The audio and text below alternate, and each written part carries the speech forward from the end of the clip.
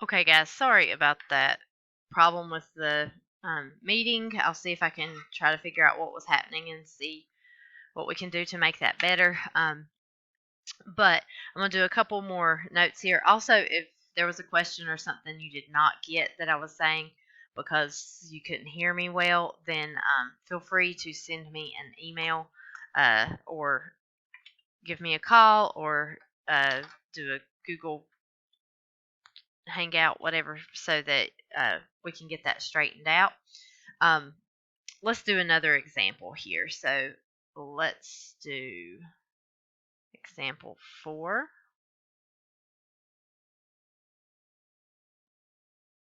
And let's do given that f of x equals 9x minus 2x cubed plus 1. Evaluate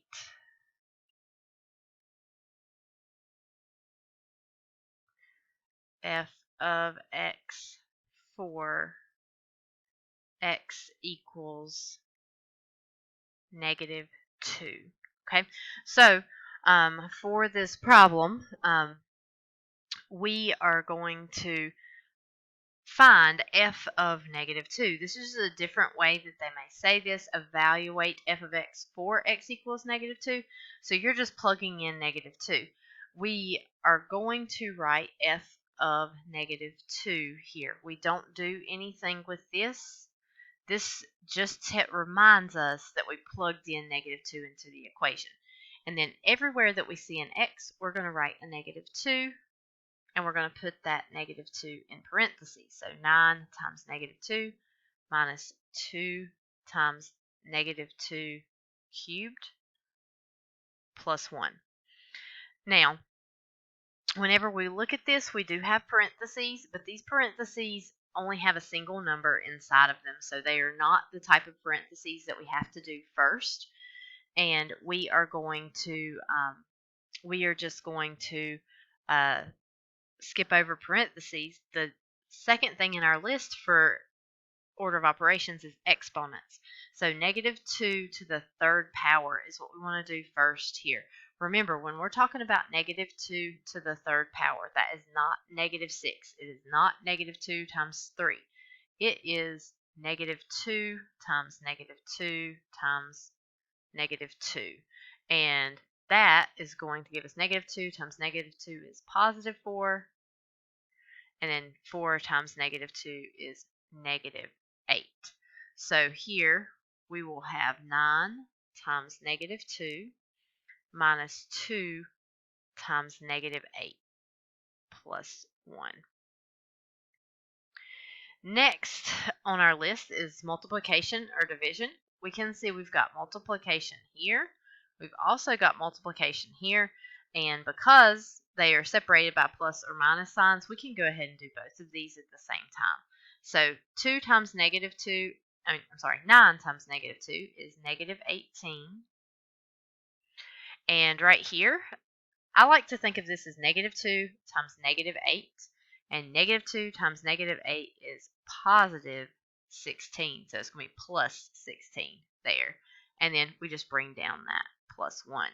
So right here, I've got -18 plus 16, which is going to give me -2 plus 1. And -2 plus 1 is going to be -1. So -1 will be our answer to this problem. Okay. The last type of problem that I want us to look at is a word problem, because this is something that you'll see a lot in your science classes. So I'm going to type this one in. Example 5.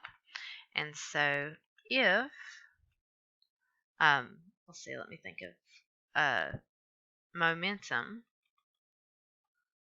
P is a product of,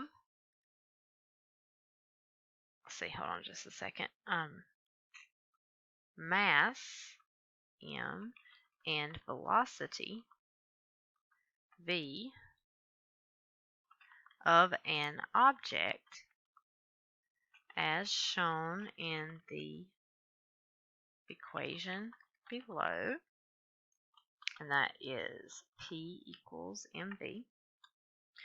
Find the momentum of an object that is traveling at 10 meters per second and has a mass of 15 kilograms.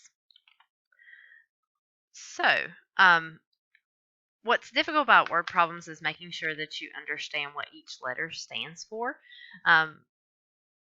We have our equation here. It's really a pretty simple equation.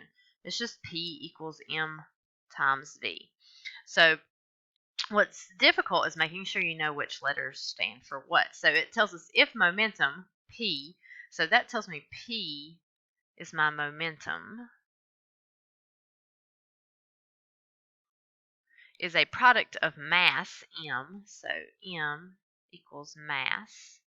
A lot of times it'll help you which letter the word starts with, but here, of course, they couldn't use M in both places for momentum and mass. And velocity, V, so V equals velocity.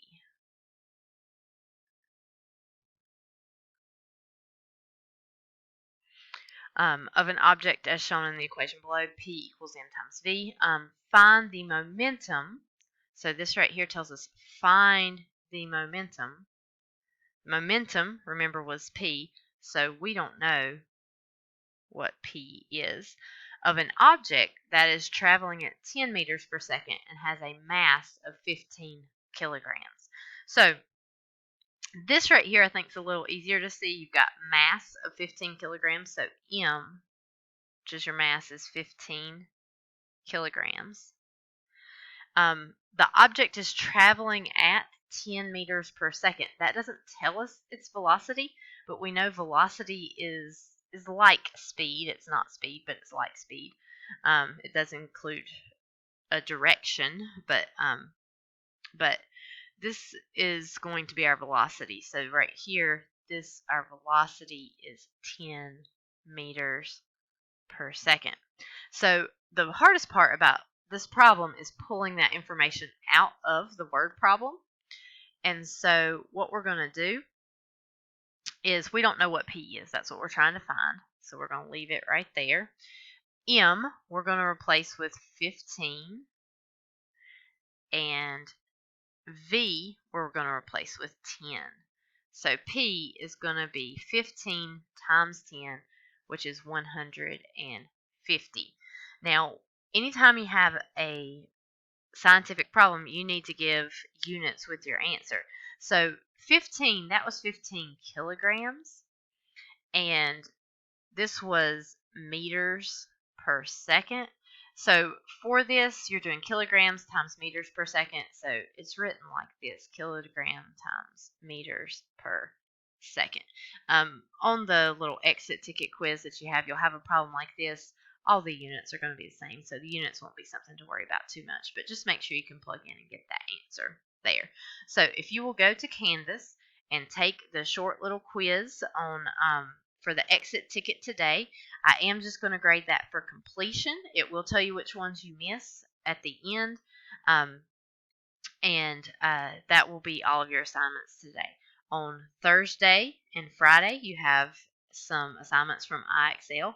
By sometime Thursday morning, I will send you your IXL username and password so that you have that and are able to log in. If you have any questions or any trouble, let me know. Thank you.